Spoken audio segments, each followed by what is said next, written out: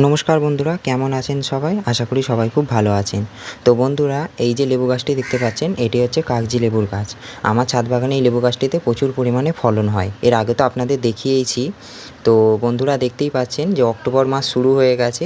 তো যার কারণে আমার ছাদ বাগানে এই লেবু গাছটিতে প্রচুর পরিমাণে ফুল চলে এসেছে এবং সেগুলো ফলেও পরিণত হয়েছে। তো আপনারাও আপনাদের ছাদ বাগানে যদি লেবু গাছে অতিরিক্ত পরিমাণে ফলন আনতে চান, তার কারণে আমি এই ভিডিওটা বানিয়েছি।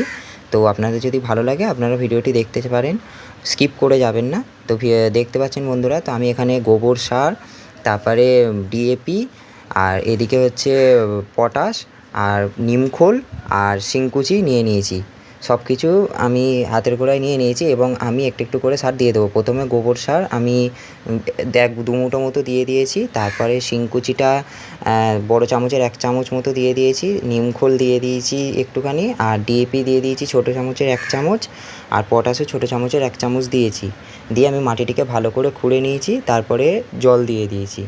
তো আপনারাও এই টিপসটা করতে পারেন, যার কারণে গাছে অতিরিক্ত পরিমাণে ফলন আসবে। আর লেবু গাছ সাধারণত পটাশ জাতীয় সার বেশি পছন্দ করে, তো আপনারাও লেবু গাছে পটাশ জাতীয় সার দিতে পারেন। তো বন্ধুরা, আমার ভিডিওটা ভালো লাগলে লাইক, কমেন্ট, শেয়ার করবেন এবং চ্যানেলটিকে সাবস্ক্রাইব করে দেবেন।